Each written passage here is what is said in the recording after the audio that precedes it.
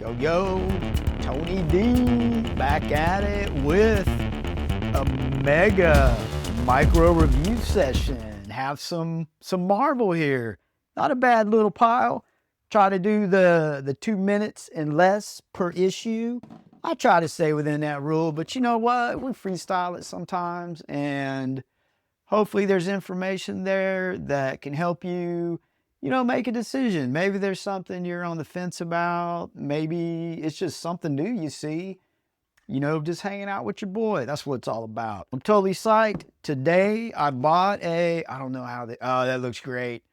Never bought a short box with the printed character on there. So man, I'm psyched. Got something new for the collection. Checchetto doing the pencils there. Totally dig his Punisher. Yeah, psyched. I'm going to get all my Punisher stuff in there. And it segues into this session because we're going to review the Red Band Punisher 1. So let's get into this bad boy. We got Predator. He going to do it. He ain't going to hurt. He ain't going to defeat. He going to kill the Marvel Universe. And so far, Kraven is your key antagonist in coordinating this effort, and he's doing pretty good. So I totally dig this series. You're getting more into, this is issue 2. They already dealt with the Fantastic Four. However, you really don't have confirmation on if they're gone or not. I think 2 of them got sent to the negative zone, so that really doesn't count. Reed Richards did not look good, but there's question marks there, which is cool. So you lead into this issue not really knowing, I like a little mystery there. So the Predators, they're on full, we want Earth, and Kraven actually, this is him talking, and it's written very well where, I think it's Percy. Yeah, Benjamin Percy. He's good at these things. He does a lot of these books. So the writing's on point. And he is leading an armada. Him and there's another Predator, I believe it's like the son of one of the leaders. So you kind of have this little dynamic. And I like that panel work right there. I could see that turning into a fight. I like to see our boy Kraven beat him down, but man, we'll get to all that. So yeah, their plan is to take over the planet.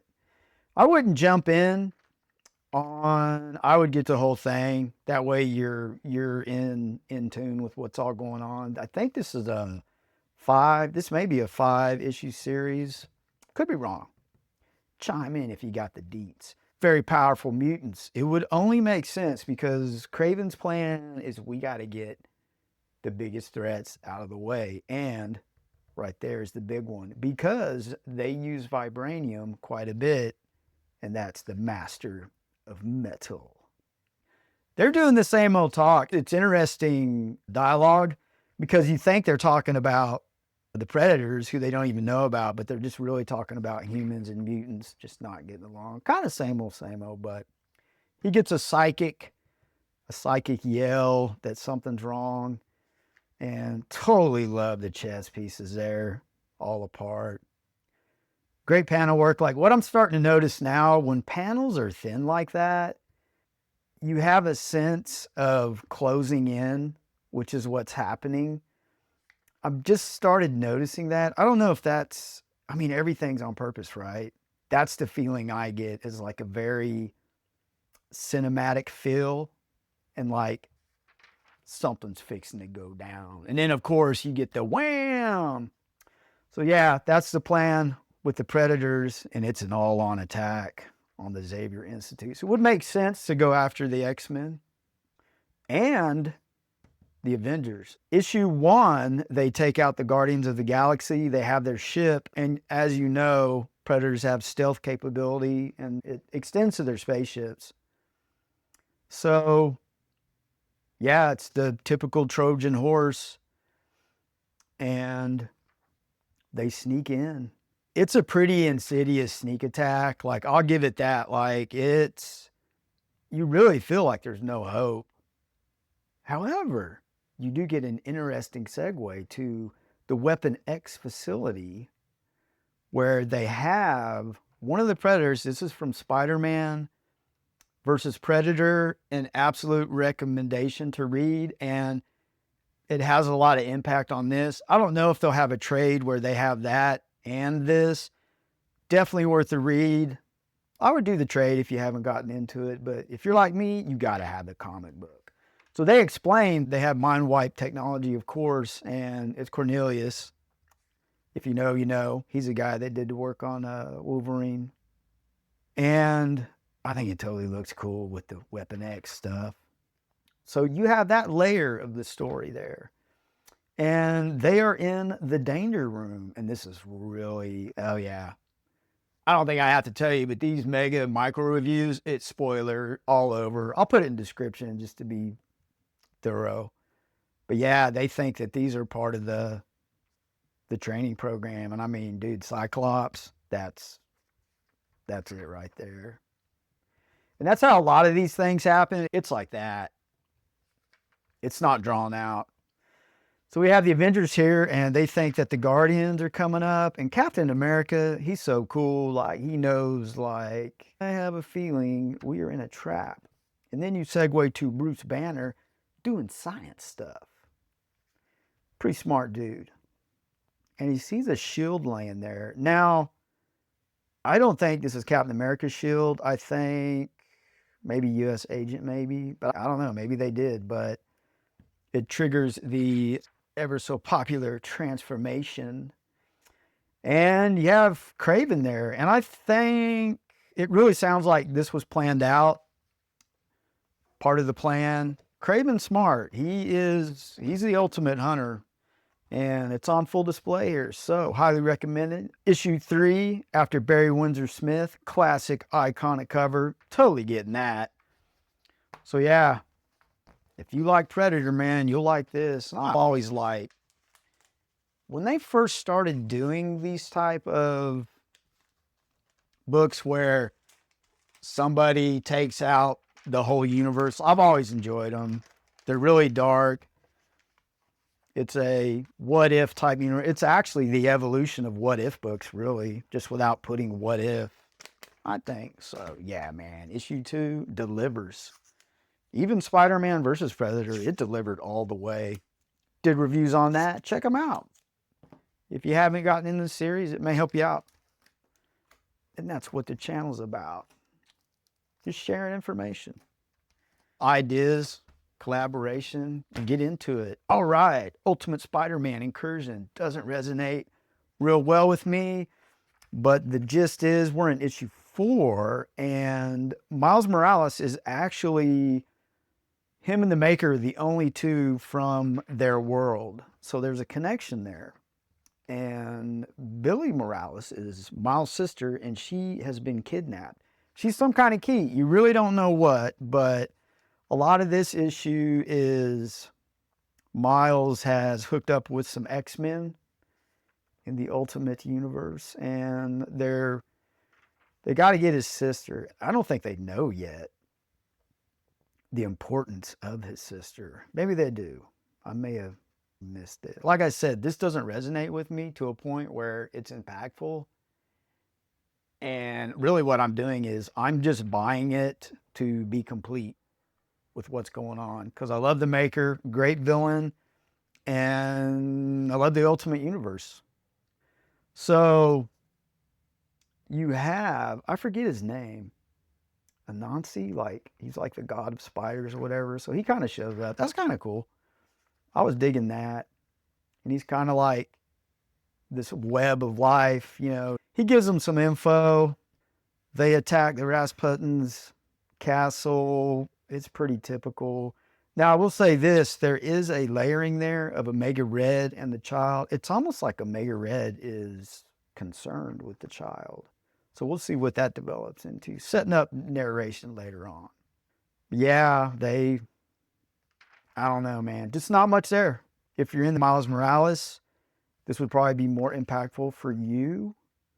I know that's weird to say that character never caught on to me for whatever reason. I don't know. Maybe it's just a hardcore love for the original Spider-Man, but of course they take her out. They get in, and this is important for this issue where you segue to this. It's pretty brutal. And DaCosta from this Ultimate Universe, they all stab each other in the back. All these different factions in this Ultimate Universe, they're truly not friends with each other. But they kidnap the child and take the child to where the Maker is held at in this sort of like prison. It's like a time. If you watch Dragon Ball Z, where they did training in an accelerated, like 5 minutes outside of it was equal, like a year would pass. One of those weird things. And that's really how that is, which is a huge disadvantage to our heroes, because I think it's 2 years our time and it equals to 2,000 years, I believe, in there. I hope I'm right saying that, but man, to give the Maker that much time, that's ridiculous. Like, how are they going to survive that? So, if you want to, I don't know, man. For me, I'll just tell you, like, for me, and then you can make up your own mind. For me, I just want to be complete with the Ultimate collection going forward. But as far as like a story, it's really light. It's not hitting me hard. But, bam! Deadpool Batman. I believe this is Marvel's. Let's look at the, so Marvel's going to do a version and DC is going to do a version. This might be Marvel's attempt. I think so, because I'm just going off of Zeb Wells. He was writing for Marvel, so we'll see. I don't think it matters, but man, your boy was disappointed. My expectations were probably way too high for this. You could say, well, what did you think? It's Deadpool. It's going to be goofy and stuff. But it just, man, the resonation is like a 1 or a 2 on a scale of 10 for me. Like, it just, I don't know, man. I don't know what I was expecting. I just thought this was such a huge deal with these two characters being together. And the story, really, to give you the deets on the story, Batman's just putting up with Deadpool. And Deadpool's been hired by somebody to take out Batman. And it happens. He captures him. And it's our boy Joker, who has stockpiled a bunch of the materials to make Joker Venom. And Batman, that's the setup. Batman's got to stop that. And Joker does go into how he got Deadpool involved, and it's really weak. I don't know. It's like it's trying to be funny. And there is one funny part, I'll give it that, where, yeah, our boy gets some Joker Venom, and like, I will say it was funny because he can't get the grin off his face. And that's it, man. I mean, at least I got a chuckle. But I don't know, man. Batman just, does his thing and, they stop the bad guy. Bing, bang, boom. Not sure what I'm just going to say it, not sure what the DC side, what they're going to bring to the table, but I could care less right now. I didn't even, I browsed these stories. I didn't even get into them, man. I didn't even finish them and read them. I felt like if that first story was so weak, I didn't feel like any of it. It was kind of like a first impression. There's a lasting impression. It was like, that's kind of how it was. Like, I didn't even care about this. Like, Green Arrow. I mean, I know I'm being a Debbie Downer right now, but I'm just going to give it to you, the way that it resonated with me. Yeah, it's nothing, man. Like, even like the Frank Miller, I didn't even want to read that. And I didn't. It just, I don't know. I bought an incredible amount of variant covers, and that's all it is to me. And I don't even think I'll buy any when the next come out. But man, what a huge disappointment for me. You may be into it. It does have that charm of like a little kid comic book where it's just trying to be humorous, but I don't know, man. Let me know what you think, man. We need some honest opinions, viewpoints. Maybe it just didn't happen, man. Like, you can tell, like, it just upsetting. But man, we keep going. You know why? Because there is positive things. Marvel Zombies. Totally was looking forward to this. Freed it from its poly bag. However, your boy has another copy. I'll keep it in the poly bag. I just feel like I need to do that, so I did it. So yeah, you're really getting a peek into what happened. It's like a prequel, and I think it's pretty cool. You get a lot of action here. It is what it is. It's a Marvel action magazine. It follows the origin of the Fantastic Four. They go up and they come back changed. It seems like it happens really quick. I don't know. If you're in the zombie magazines, without a deep meaning or anything like that, and I'll give you an example of deep, like The Walking Dead or the newer one, what is it? Everything Dead and Dying. That one's deep. Yeah, you're getting a cool prequel where you kind of see how that universe that started this whole thing off, how it happened there. So I think it's a story that should be told. And, as far as a review goes, it's just, you're getting what you paid for and what you expect. So that's an example there, like the Batman Deadpool. I just didn't get what I expected, but you know what? We'll keep going. Yeah, it's pretty horrific. Ryan Brown does an alternate cover for this. I totally need to get it. I think it's a 1 in 25 variant, but it is like really cool. I'll throw a pic of it up to show you. So yeah, you end up with one cool thing is like the Hulk actually does some damage on Mr. Fantastic, and he really didn't think the Hulk could do that. And the Thing just points at him. That's really cool. That's like a, hey, me and you. But they retreat. And you get Daredevil, he lays down some groundwork like, hey, they don't have heartbeats, and they're figuring it out. Love this kind of like an homage to when Spider-Man quits. So yeah, this was interesting. Where it ends with Silver Surfer and the stars disappear. So you get a little hook there, man. You're getting a little more than just a straight zombie eat 'em up magazine. I don't know. Greg Land does good on this cover, so it's all good. If you're into action, zombies, you'll like it. And if you're interested in the prequel history of how everything got started, like I said, it's a story that needs to be told, and they're telling it. Sometimes you just got to have fun.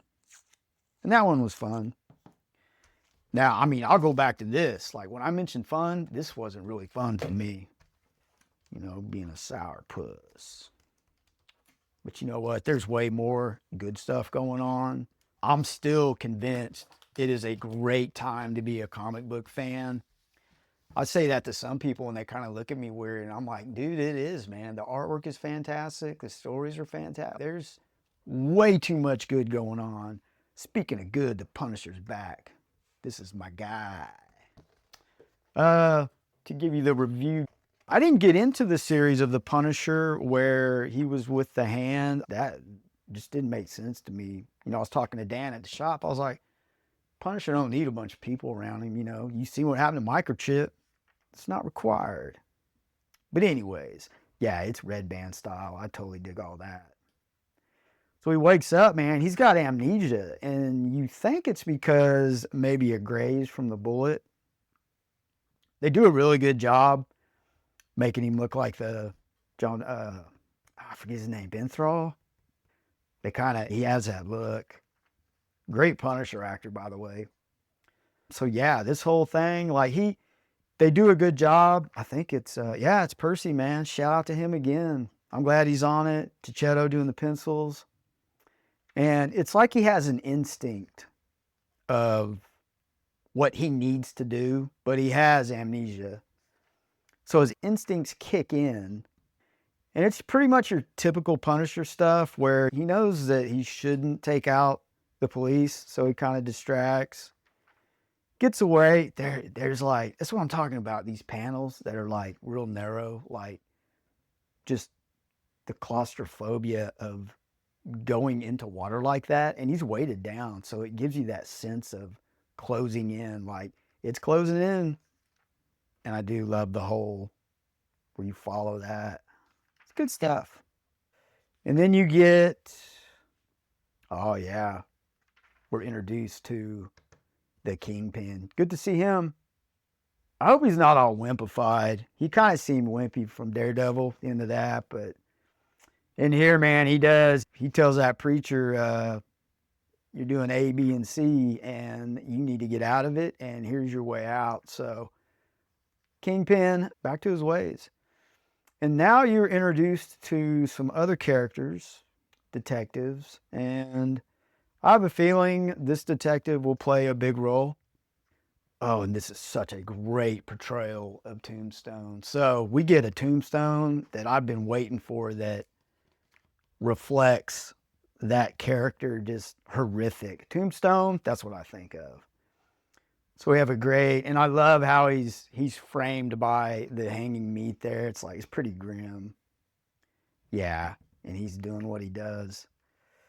So, yeah, he's got to find out who messed with his stuff, because that boat that he was on was full of drugs, and Frank Castle got it taken care of. So he runs into this lady, and she, you know, bless her heart, she fixes him up. It's your typical Punisher injury stuff where he's like, hey, I'm going to pass out. You need to do this and this when I do. Love that cinematic. You know, I never used to even think about panels until I started doing some micro reviews, and like, it's effective. So it's just more of an introduction to set up further narration down the road. And yeah, it's Red Band style. Yeah, she hooks him up. And this is important. So this is a reveal here where she's like, hey, there was nothing to stitch up behind your head because he's having headaches and stuff. And we find out, I mean, they don't waste no time, that the Kingpin has implanted a device in a Punisher's head. So not sure how deep this control goes. I mean, you have an activate Punisher, so I don't know. We'll find out more. So there's your hook to keep coming back. But I'm an automatic Punisher fan. You know, if you're on the fence or whatever, hopefully this kind of, you know, they're bringing him back into the fold. He's had a lot of things go on. Hopefully this, I don't know. We need to level set the Punisher, I think. We need to get back on track. That whole Frankencastle thing, I couldn't stand that. I didn't like him with the hand.